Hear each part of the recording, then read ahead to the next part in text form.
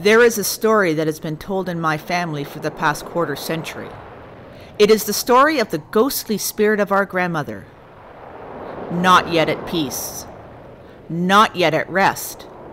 Not yet willing to let go of what she loved in this world.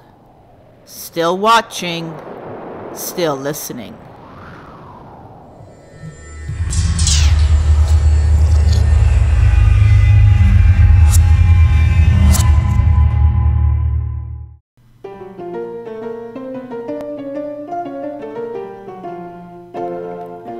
To appreciate this story fully, you need to know about Ruth Allen, our grandmother, and the founder and builder of our Stoney Lake cottage called Nakimi. Nakimi was built during World War II when money was tight. You also need to know about Ruth in all her matriarchal, opinionated, strong-minded, overbearing, bullheaded, dogmatic, and stubborn glory.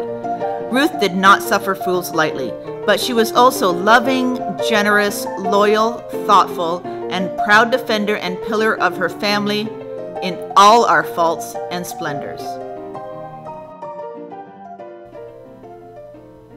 She died the summer before our story begins.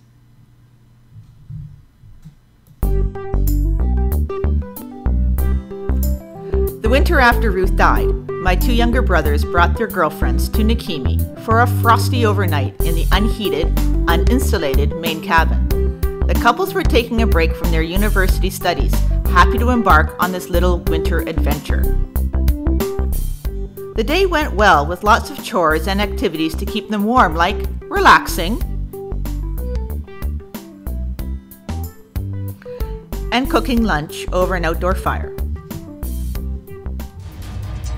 chopping a hole in the ice for drinking water,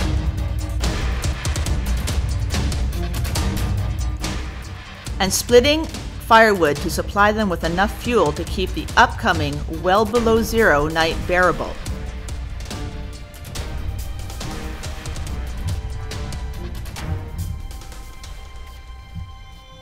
Which was pretty impossible to do.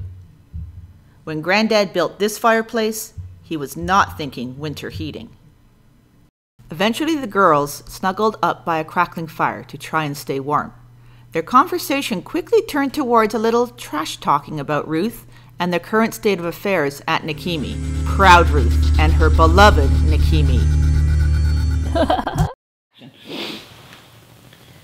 This place is just falling to pieces. It's kind of dumpy. Yeah, I mean, there's tarps over the windows.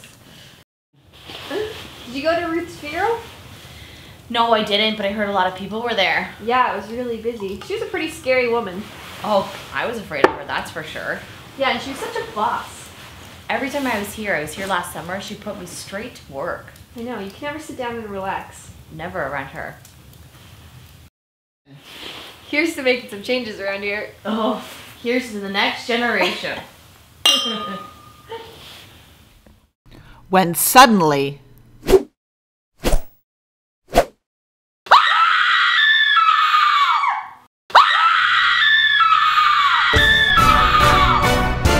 my brothers heard the screams, dropped what they were doing, and ran to the cabin.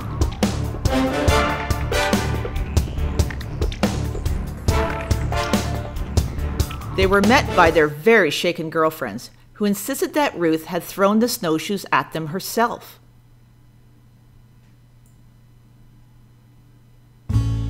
Despite the flying snowshoes, those girlfriends went on to marry my brothers, and to this day, they insist that this event did happen. And I have to say, knowing my grandmother, I believe them. And today, we watch our words, because Ruth may be watching and listening still.